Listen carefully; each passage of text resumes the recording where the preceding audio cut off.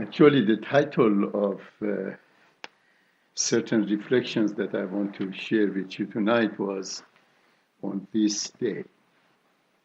That's it. And of course, many of you this day have gone boxing. And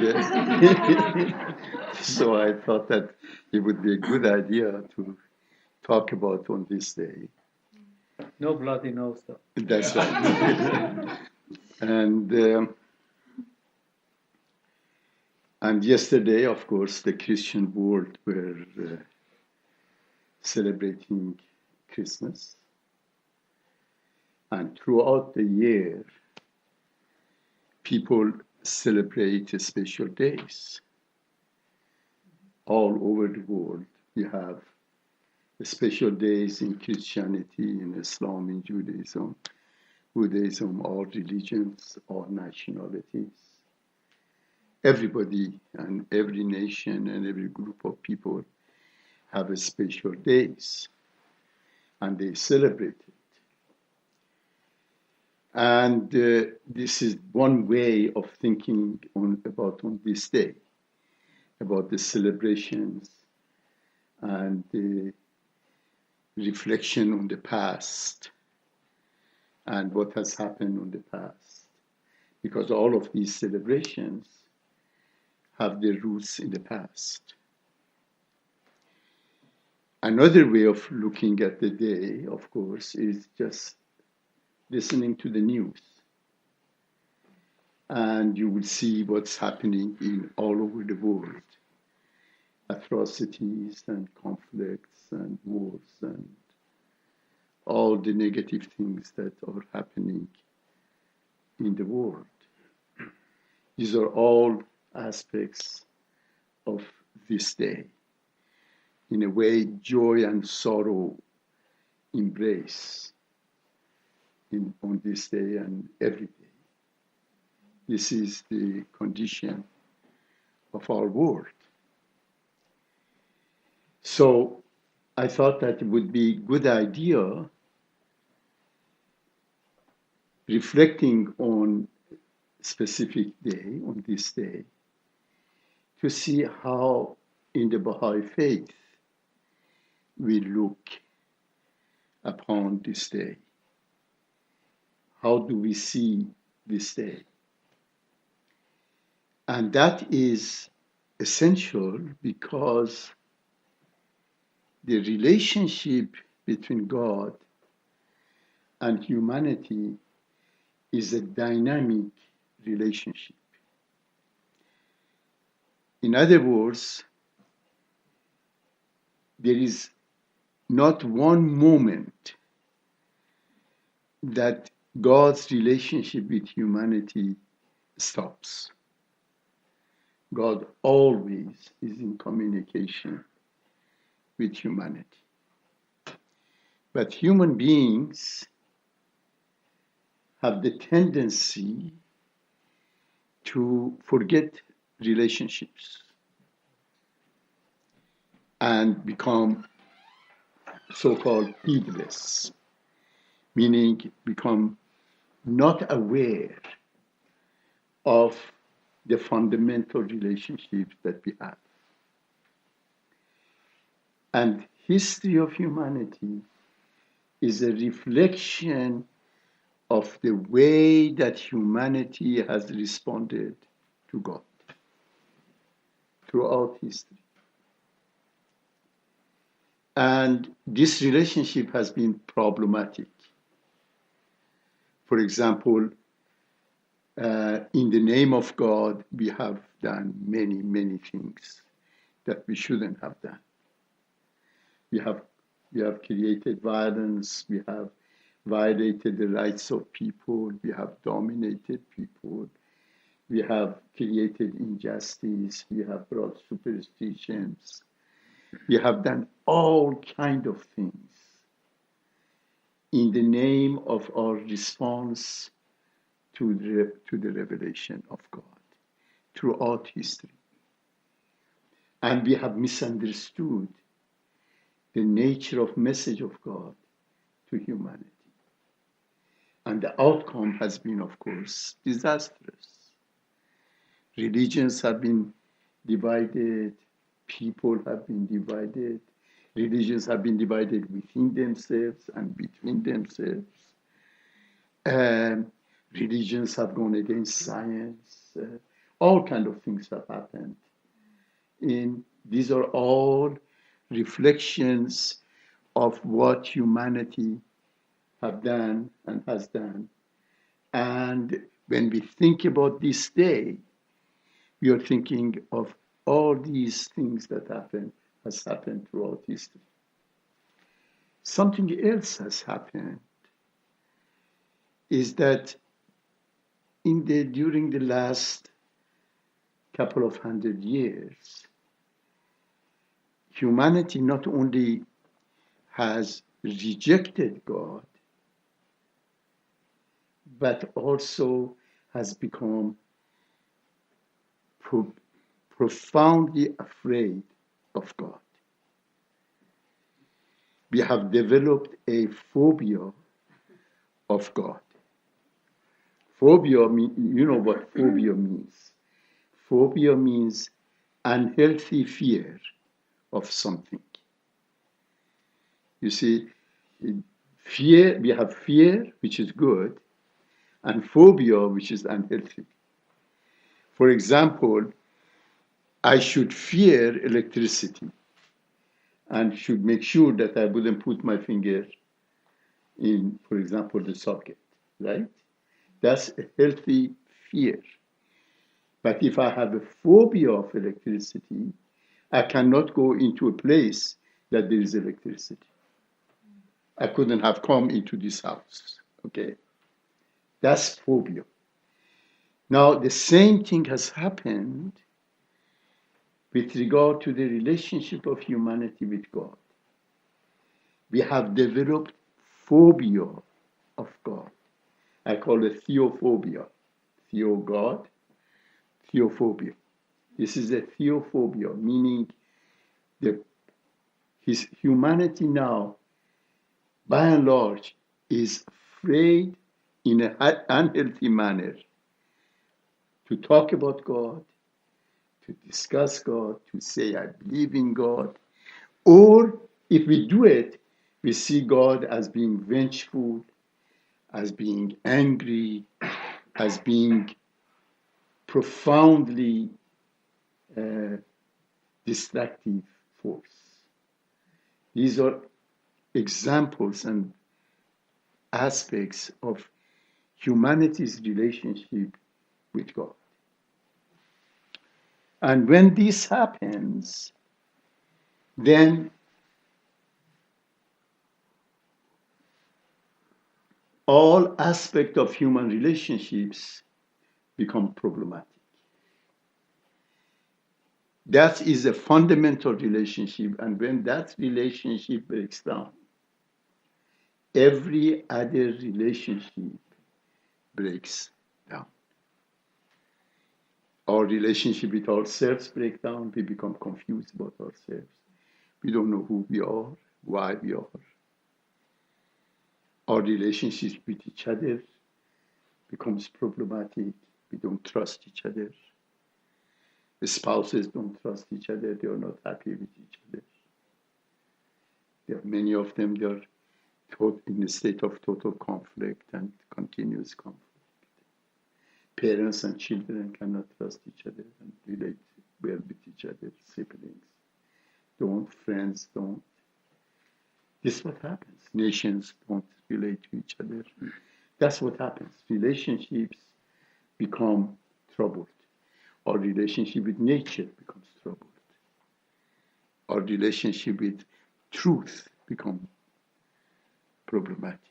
That's the nature of collapse of the fundamental relationship, which is our relationship with God. So in the Baha'i Faith, we say, okay, this is the latest revelation of God to humanity. We have to see how Baha'i Faith looks upon this day. What Baha'u'llah says about this day.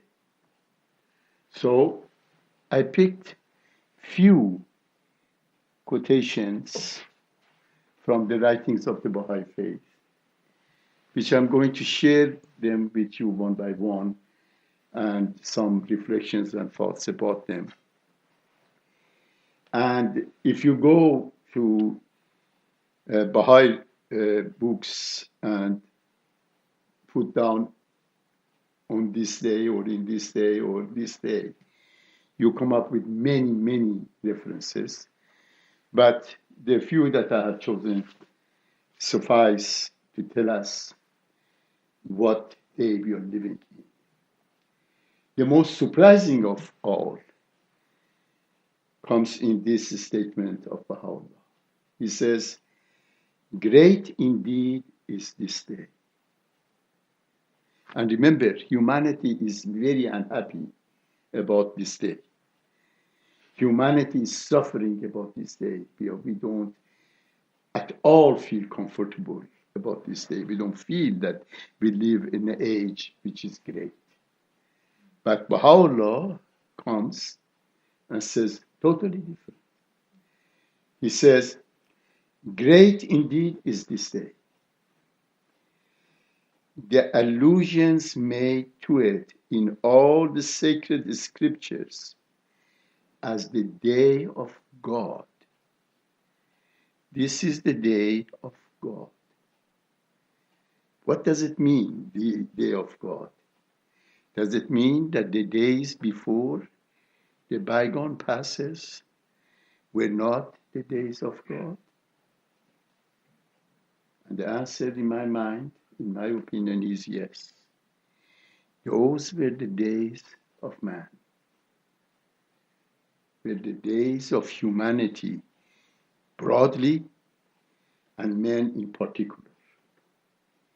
They were the days in which humanity, in the stages of its childhood and adolescence, collectively, were more preoccupied with themselves than with God. So the message of God that came to them was always turned around and misunderstood and misapplied. So those were the days of man. Humanity did with the religion of God what it wanted to do, and most of the time abused it. And the outcome is what we have seen in history of humanity. Those were the days of man. And we are still in the days of man because we are in the final stages of our collective adolescence. And adolescent age is the age of tremendous amount of pride and of not listening to anybody or anything that we know, and we are the ones that decide, and nobody is going to tell us anything. We live in that age. We are in the final stages of our collective adolescence. And in that stage, the day of God has started. So Baha'u'llah says, "Great indeed is this day." This is the day which is called in the scripture as the day of God. The soul of every prophet of God, every divine messenger, hath thirsted for this wondrous day. All the diverse kindreds of the earth have likewise yearned to attain it. Baha'u'llah says this is the day which all the messengers of the past, all religions of the past have been waiting for it, and all humanity has been waiting for it. But it comes now And what humanity does, Baha'u'llah described.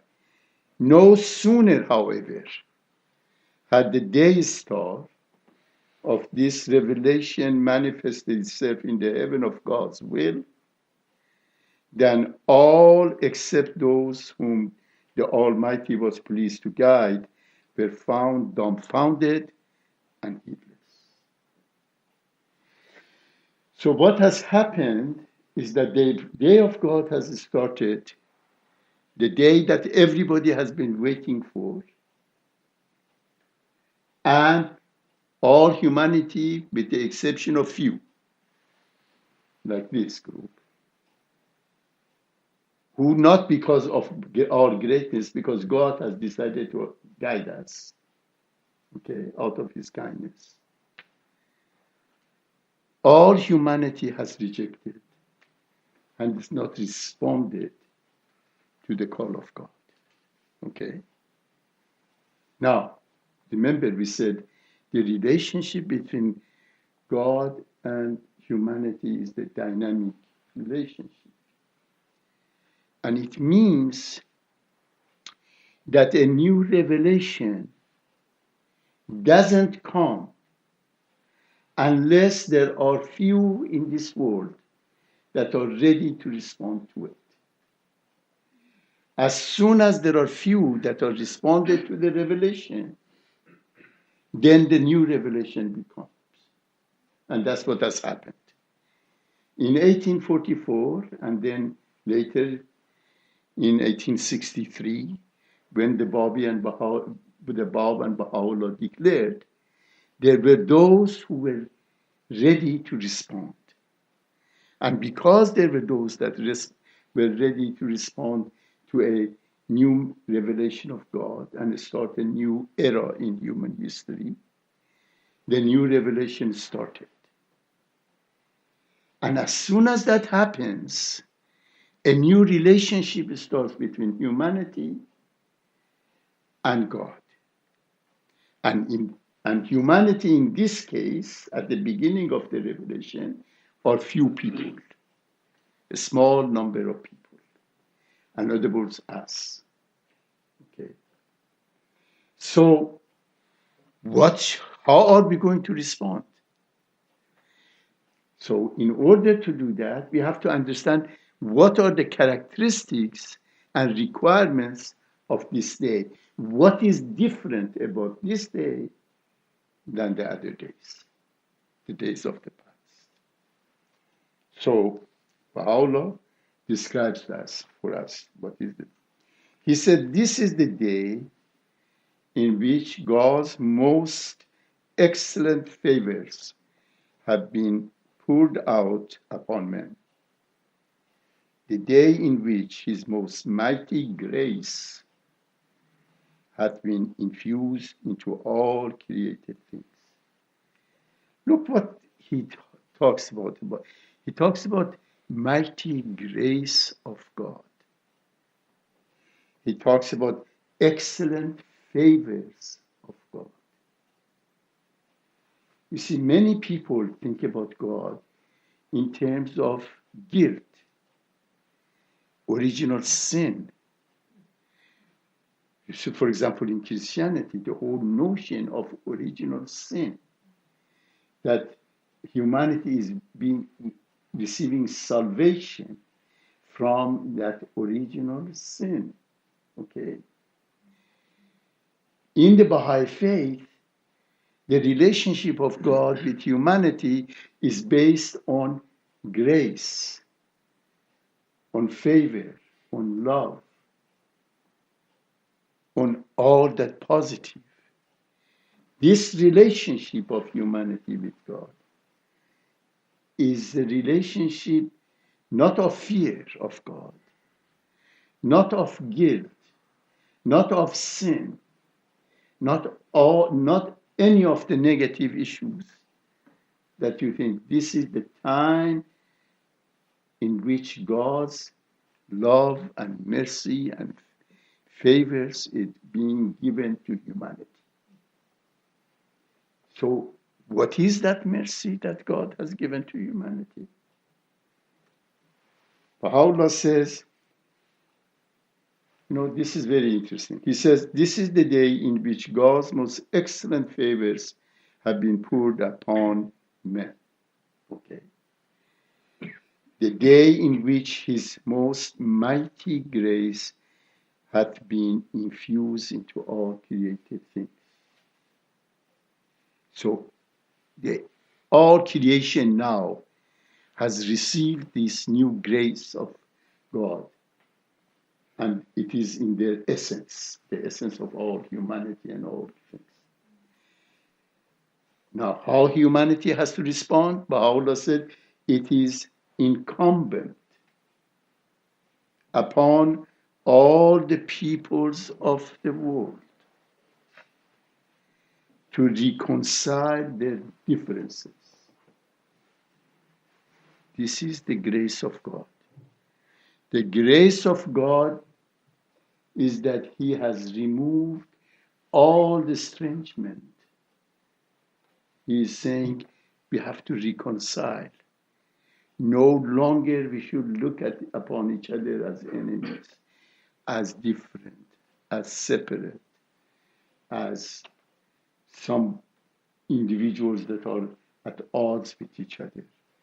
It is incumbent upon all peoples of the world to reconcile their differences and with perfect unity and peace abide beneath the shadow of three of his cause. In other words, this day is the day of reconciliation, the day of peace, the day of unity. This is the day. And the mercy of God to humanity is that this revelation is the revelation brought to humanity to bring to humanity its peace, which has been the object of quest of humanity from the very beginning. If you look at the history of humanity, humanity always has been wanting to have love and peace. Always. This is the quest of humanity. And finally, we have arrived in that time in history of humanity that we are able to be united. We are able to love universally. We are able to establish this new type of united relationships. This is the time. And therefore, a new dynamic has started between God and those who have responded to the call of God. Okay? And you see, humanity responds to the call of God in two ways. Some people respond consciously. Majority of people respond subconsciously, unconsciously. So, how the humanity is responding unconsciously to call of God? Just reflect on how during the last 200 years, 150, 60 years, suddenly the call for peace has emerged. Suddenly for the call for bringing people together has emerged. Suddenly more and more international organizations have been created. United Nations has been created. All kinds of international organizations have been created. All of these are movements towards unity and peace. These are subconscious response of humanity to the call of God. Okay. The conscious one are those that are aware of the teachings of the Baha'i Faith and decide to respond. So here the question comes, okay, those who are conscious, how are we going to respond? How should we respond? What is the way we should respond? And this is very, very challenging and very interesting. Abdul Baha, which is the center of the covenant of the Baha'i Faith.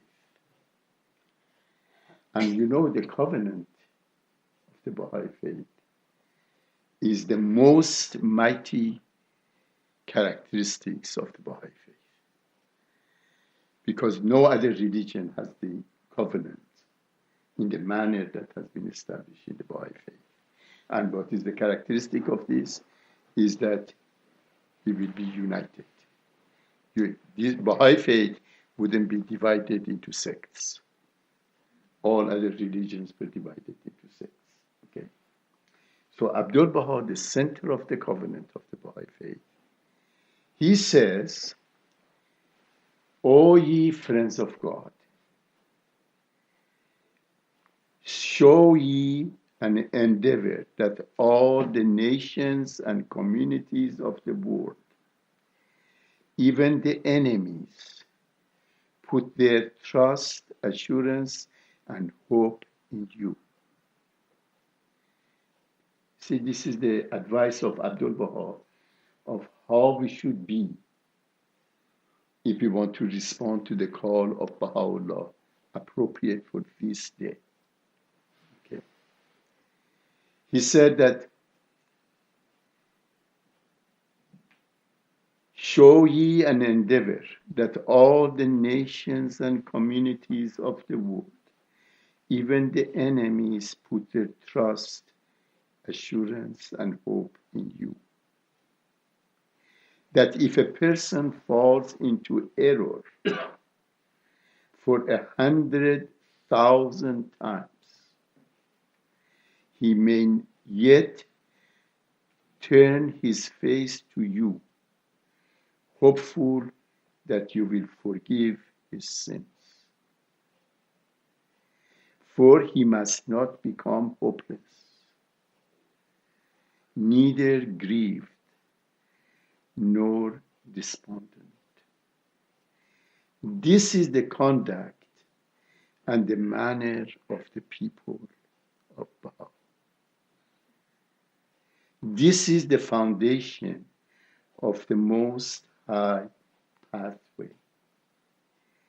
Ye should conform your conduct and manners with the advice of Abdul Baha. Okay. Now, isn't that interesting? Our world is focused on mistakes that people make. The news, what is the news all about? All about bad deeds that people have done, mistakes that they have done. What is the internet all about? You know, everything that people are focused in the world today primarily is about the negative things that other people do. And then people go around and say, did you hear so-and-so did that? And so-and-so that. And I don't trust that guy because he wants to, did this or that and so forth. That's the way we are relating to each other. We are focused on the negative. Abdul Baha said, we as a Baha'is should be such that if a person 100,000 times commits wrong things, still he can come to you knowing that you will be kind to him, forgive him, not allowing to be hopeless or despondent. This is a new way of relationship. This is a new way of interaction. What Baha'i Faith calls upon us is that we begin to be a new race of humanity. A new race of humanity that functions fundamentally and almost completely through the avenue of love. This is so fundamental because love is the only source only force in life that keeps everything together, that keeps us alive, that keeps relationships alive, that keeps the nations alive. Love is the most fundamental force, and love is the most misunderstood phenomenon in our world today. We don't understand love. We have sexualized love. We love our cars. We love our homes. We love our shoes. There are all kinds of things we love, right? But when it comes to loving each other, we don't know what to do. You see, the love has been focused on everything else except to the most fundamental, okay? And as I mentioned at the beginning, is that the source of love, the very essence of love, is possible only when we love God. Because it is impossible for humanity try to love everybody unless we go through the love of God. If we look at each other this way, we always are going to have things that we like and things that we don't like. Things that are positive and things that we feel are negative. Okay? Because nobody is perfect. Sorry about that, but nobody is perfect. We are not perfect. And therefore, if we are going to try to love each other this way, two people coming towards each other, always there are points that bring us together, and always there are issues that make us to go apart from each other. Always. The only way that we can love each other without that is this triangle that we go that way. We would have a mutual point of attraction. And as we get closer to that point of attraction, we get closer to each other. You see, I give you an example in marriage. In marriage, when the husband and wife fall in love at the beginning, they really don't fall in love with the other person because they don't know the other person. They fall in love with their idea of the other person. They make the other person to imagine the other person to be the possession of all kinds of qualities that are positive, and they fall in love with it. So we fall in love with our ideal of the other person, which is not the other person, which is what we have imagined to be. So we fall in love with that ideal, and then when we start living together, we begin to see all kinds of things that we don't like. From the way that they brush their teeth, the way that they chew their food, the way that they sleep. That doesn't matter what it is. We begin to see the things that we never thought that would be there. So so in the second phase of marriage, we don't like anything that we see about each other. Okay, so we begin to grow apart. Okay, we begin to grow apart. So in that phase, the couple decide, okay, we should do something to bring us together. So they say, okay, now let's work hard and buy a house or buy a car. We begin with a car, okay? So the husband and wife forget about each other. They fall in love with their money collection, okay? They go work, come home, work, come home. They come home. Hi, honey, how are you? All right. They go to sleep and put a little bit money in the bank until they have enough to go and buy a car. And then as soon as they buy the car, they fight over it, who is going to drive it and what's going to happen. So they decide then, okay, we should have another point of attraction, mutual point of attraction. Then they say, okay, let's have a house. That takes longer. And then again, they work their hearts out, day out and day in and day out, until finally they have enough money. They buy the house, they move in, they fight. Start fighting. Then say, okay, now let's do something else. Okay, let's have kids. So they do that. The kids come to the world, and then suddenly one parent becomes preoccupied with the child, and the other parent goes out and feels rejected, and the whole thing begins to collapse. So what happens is that most marriages have mutual points of attraction. This one, this one, this one, this one. They're trying to keep each other together.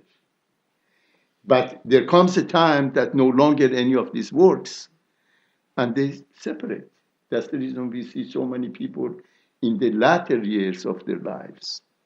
They either separate physically, literally, or they separate by living a kind of a parallel lives. They live in the same house, but they live in two different worlds, in their own minds and their thoughts and their aspirations and their thinking and so on. You see? But when we have a mutual point of attraction that is transcendent, such as love of God, which is then translated into love of humanity, which is then translated in living a life that would be life of service and justice and kindness to all humanity, then that keeps you together. You begin to overlook the shortcomings of the other person. You begin to have a different kind of relationship. You begin to have that kind of a quality that Abdul describes, that if the other person has 100,000 sins, still can come to you for forgiveness and for kindness and for understanding. See? So what it means is that in this day, we have to learn a new way of love. This is the era that humanity has to begin to learn to love again, and to love in a universal way, and to get rid of nationalism, to get rid of the love of my religion, your religion, that religion, to get rid of my race and your race, to get rid of all these limited loves that we have that separate us. You see, limited love, like limited unity, is dangerous because it separates people from each other. This is the age of universal love. This is the age of universal unity. This is the essence of this day. In this day, humanity is called upon to love in a universal manner. This is not to box. This is the age to love in a universal manner. So we have to learn new way of love. And we have to write new love stories. Because love stories of humanity until now are love stories of conflict.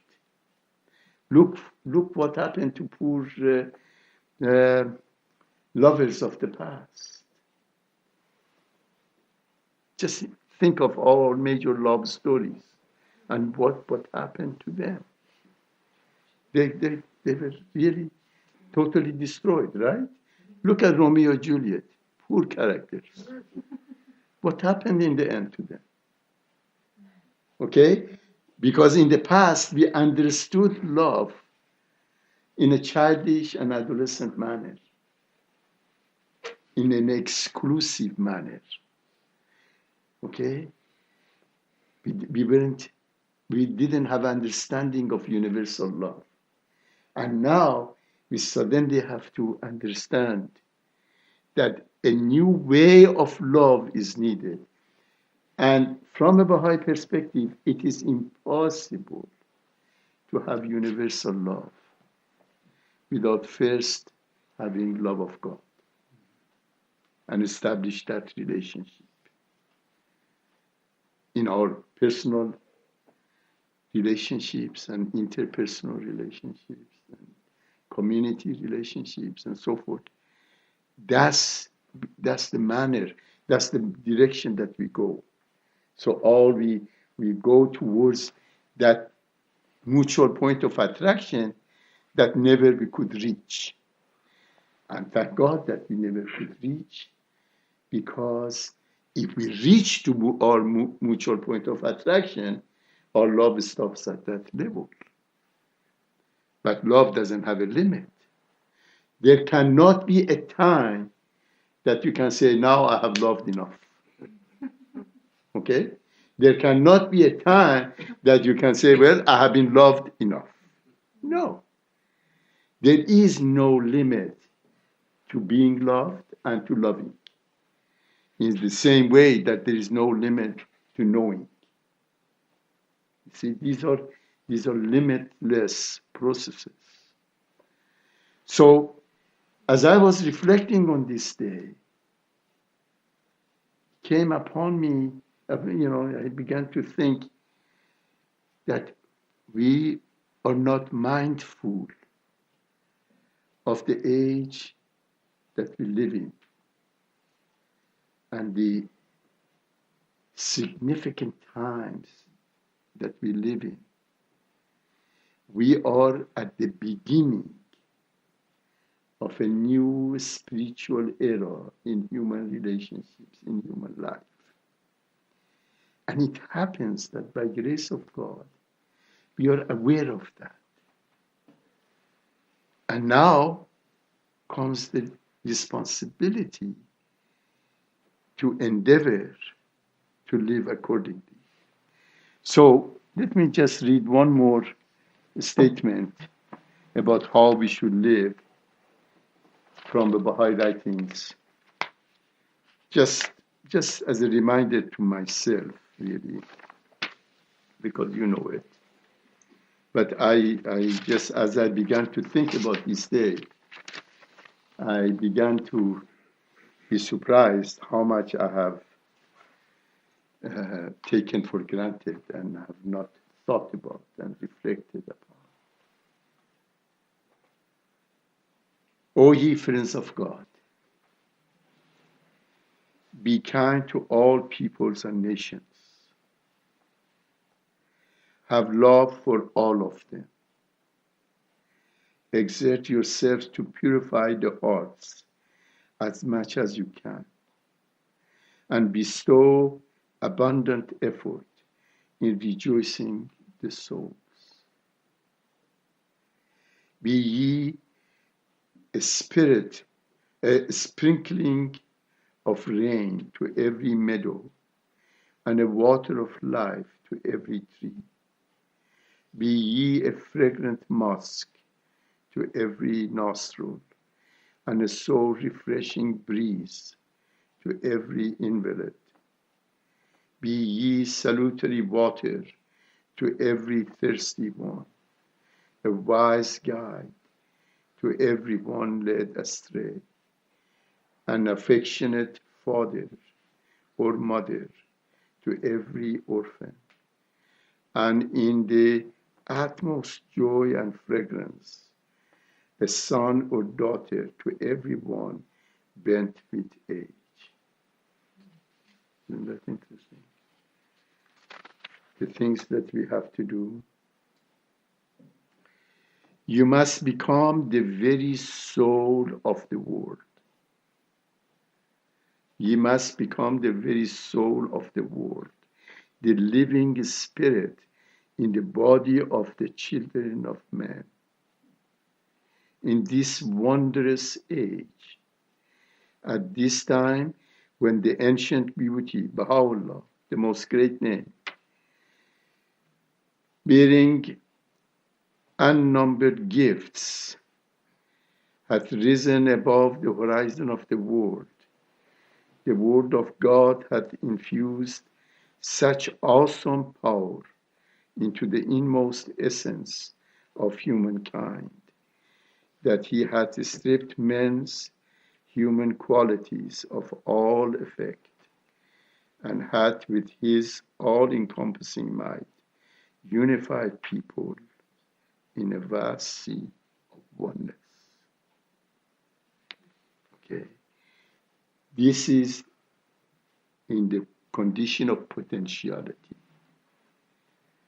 This is when the revelation comes, it shows the potential capacity of humanity. Now we have to actualize it to our individual life, community life, institutional life, and so forth. So, I thought that on a Boxing Day it would be a good idea to think about this day. Thank you, dear friends.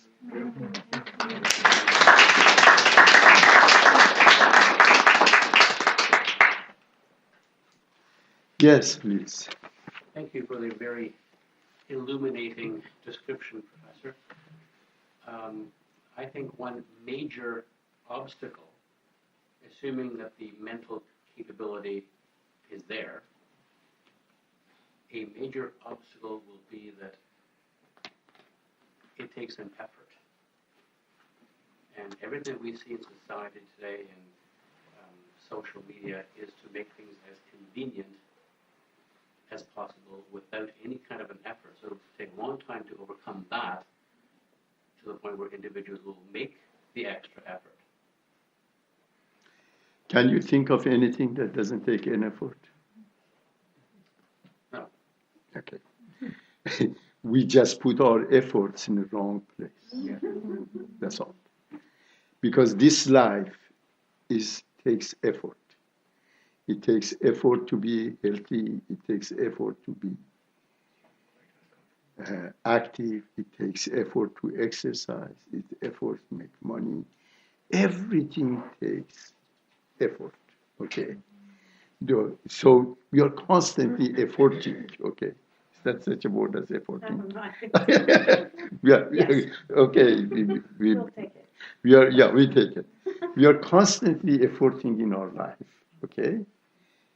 So if we are efforting all the time, we better to focus our efforts on the right thing, on the most important thing.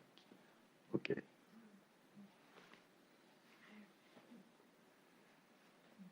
So, and people make efforts for what they're motivated for, right?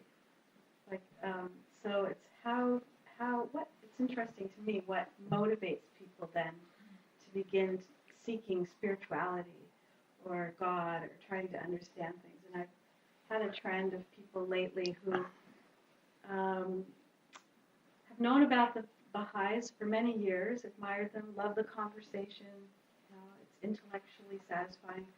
But then maybe a parent or someone else passes away or someone gets very, very sick, and then they start to ask the big questions of life, right? And they come back to Baha'u'llah's revelation because the answers are so satisfying. Mm-hmm. That's right. But you have to reach that state of yearning first, of wanting to know. Well, you put your fingers on the most important point, okay? The point is this, that all of us, everybody, functions according to our mindset, our worldview. Every human being has a worldview.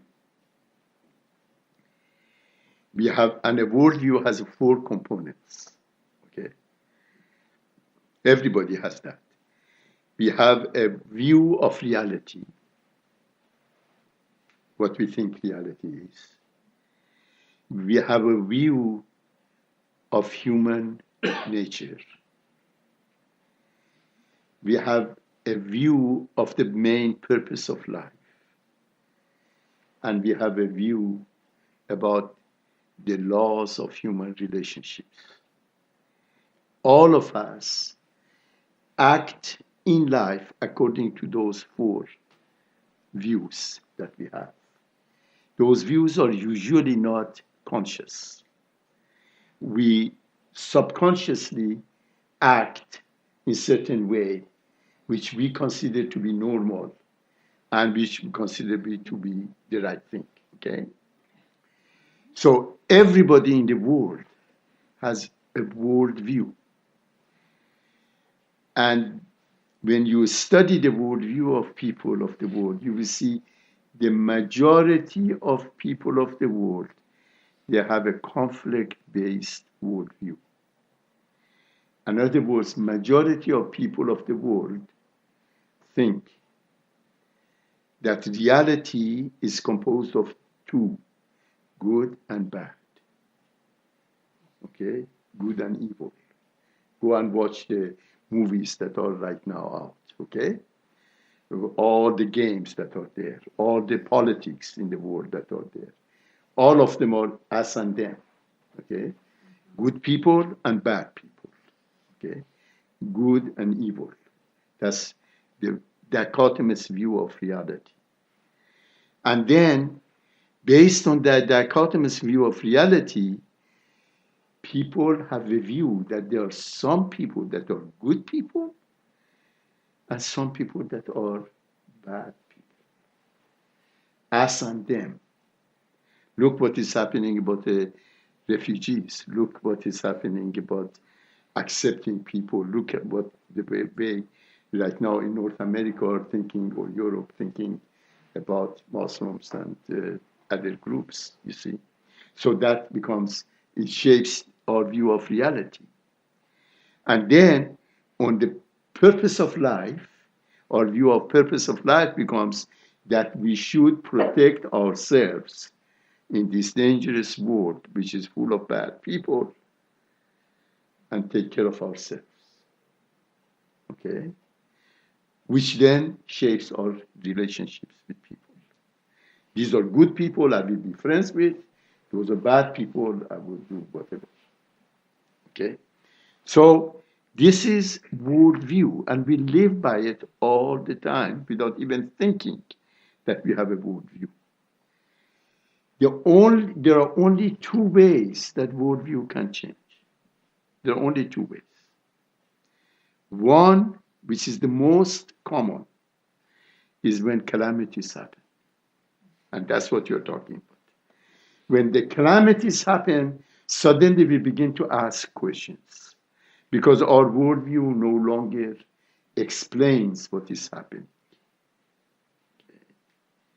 And unfortunately, this is the common way that people of the world change their worldview. The other way, which is much better way, but people don't do, very few do it, is when you come across a new idea, a new worldview, and suddenly say, of course that's the way to be. You see, that's when those people in this room who studied the Baha'i Faith and became the Baha'is, what was the process of becoming a Baha'i? Is the process and say, of course this makes sense. We have to go the route of unity rather than the route of conflict. Of course, that makes sense, and on and on and on. So what you're talking about is absolutely correct. That most people become motivated to change when they face crisis that they cannot handle it. Then they go either drinking, taking drugs, trying to forget it, or committing suicide, or decide to change their way of thinking and approach. That's the way it is. Thank you very much, dear friends.